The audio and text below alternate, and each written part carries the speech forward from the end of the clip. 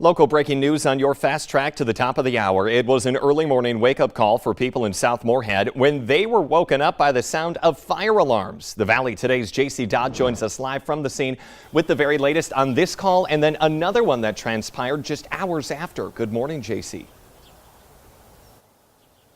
That's right, Jordan. It has been a very hectic morning in this neighborhood here in South Moorhead. Now I want to walk you through the sequence of events of what we've seen happen unfold all morning long. So it started just after 1 a.m. 1 this morning. Fire crews were called out to the 1200 block of 19.5 Street South here in Moorhead. This is just a few blocks south of MSUM, and they say when they got on scene, they found a dryer on fire in the basement, a laundry room of this apartment complex that's behind me. You can see I saw a comforter or a blanket. It looked very charred, burnt, sitting on the stairs when I got on scene earlier this morning. Now, Jordan, while I was still here on scene around 3:30 this morning, I want to show you kind of what unfolded. It was a lot. It all happened at once.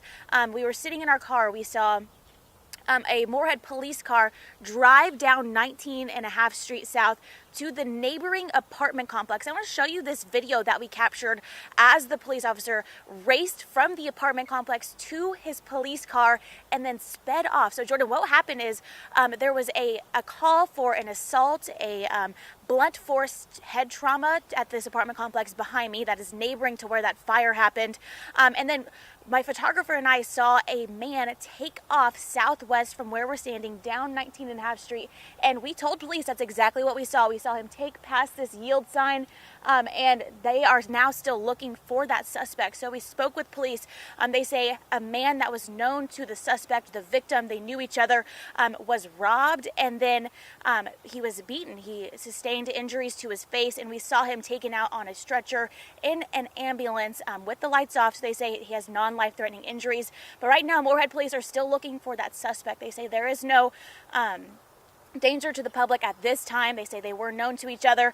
So as for the fire and the assault that we are following right now, right this morning, both are under investigation. There are no injuries, no displacements with the fire. And again, we're going to continue to follow that assault. And they say they do not believe the two incidents to be related. They just happened very close to each other, and Jordan, within a matter of hours. A wild morning there for that block in South Moorhead. Emergency responders all over at one point. J.C. Dodd reporting live on that local breaking news. Thank you this morning. The city of Minneapolis is now paying out $1.5 million to a man who say that police used excessive force when he was arrested during a protest that followed George Floyd's death in 2020. The funds come from taxpayer dollars. Jaleel Stallings also alleges that several of his constitutional rights were violated. The judgment says that the city and the police do not admit liability, and they deny the validity of those claims. Minnesota Governor Tim Walz is heading out today to get a look at this storm damage that happened in west central Minnesota after last week's storms. He'll meet this afternoon with local leaders and first responders. The governor is authorizing temporary relief for motor carriers and drivers supporting the transportation of livestock and livestock feed. Heavy rain and wind damaged roads and bridges. That forced farmers and truckers transporting the livestock and their feed to take longer alternative routes to their destination. This morning, your drive might take a little longer as well. That's because blowing the foghorn in some parts, waking up to some hazy conditions out there, Lisa. Yes, this morning in Fargo, points south, we are seeing fog, and this is our view right now down at the Dakota Magic Casino. The flags have really just kind of settled down here. We've got some areas of fog, but also some rain within the vicinity too. So a couple of things going on at this point. Fargo, 50 degrees. It's mild to start off at these numbers in May. We're at 52 in Grand Forks, 53 in Thief River Falls. In Bemidji, we've got some rain showers at 51 degrees. It's 54 in Fergus Falls and Devil's Lake. It looks beautiful and sunny there. I've been checking our Skycam there with some nice conditions to start off. A different story for those of us again in the south. Fargo, our visibility in the north side of the metro continues to come down. We're at 3 miles right now. And if I were to show you our tower cam, it would just be all gray here in the southern end of the valley with that fog. Wapaton, visibility less than a mile. We're at a quarter mile currently in the Wheaton area. And that lower visibility does stretch along that South Dakota line here. So southeastern North Dakota and even back into west central Minnesota, Elbow Lake, visibility is down to 1.25 miles. So some fog affecting us in the south. Up north, there are a couple of areas where it's down just a bit. Visibility is at 6 miles in Grafton and in Grand Forks. So So here's a look at that rain and thunder that's been happening here today. You can see this line that's been working its way through. We'll move first to the southern end of the valley. It stretches from just around the Sisseton area, New Effington, back over into the Skycam where we were showing you, and back over up toward the Doran area in Wilkin County. Fergus Falls, you're seeing some showers move in, up toward Pelican Rapids and Detroit Lake, some showers moving through. It's quieter now in Fargo. Grand Forks looking quiet as well. Bemidji, again, we talked about that shower that was just moving through there, and it looks like we got one lightning bolt right in the heart of Monoman County, a little thunderstorm happening right now.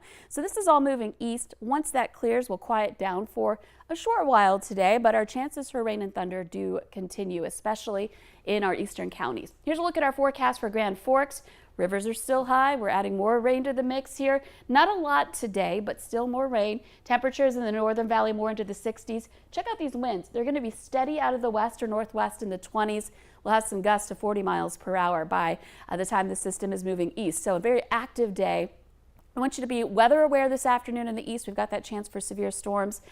And some 70s today. After that, though, look what we've got coming our way. Much cooler weather into Friday with more rain chances on Thursday as well. So big changes here in the forecast. And the average high right now, 70 degrees. Yes, we finally got to that average high just today, and we'll get there for our temperature today, but then we're nowhere near it by the time the weekend. Yeah, dive right down. All right, Lisa, thank you this morning. It was a scary situation in South Fargo, and it sent people running for safety. Police are now investigating reports of a man with a gun during an argument last night. It was in the 4900 block of 44th Avenue South. Police say the 29-year-old suspect took off, but was later found. He was initially cooperating with officers. There has been no word overnight on any updates. A high school football player from Proctor, Minnesota, in the northern part of the state, is admitting he sexually assaulted a teammate, an incident that forced the cancellation of the school's entire football season. Alec Bainey was 17 at the time when he assaulted his teammate with the end of a plunger as the players held him down. It happened outside the locker room after a practice last September. No charges have been filed against the other players involved. When you're paying $4 or more for a gallon of gas, you expect it to help your vehicle run. But some people in the FM area claim a bad batch of fuel from a local gas station has now cost them even more money in repairs. One woman says she filled up at the Holiday gas station at the corner of University Drive and 1st Avenue North last month, and within 10 minutes, her car shut down in the middle of the highway. Mechanics said there was nothing wrong with the engine, but the gas was mostly water, and now she has an $800 repair bill. We did reach out to the gas station as well as Holiday's corporate office, but have not yet heard back. The state attorney general's office says you would need proof of wrongdoing, including invoices from a repair shop, before you can take any action. You think your dog is safe if you have it hooked up on a leash in your own yard, but that's not the way it worked for one Fargo man. He says his dog was attacked by another dog in the 900 block of 4th Street South. Rob Height says he saw two unleashed dogs go to his yard and then go face to face with his own. One of the dogs even bit and latched onto his dog's chest.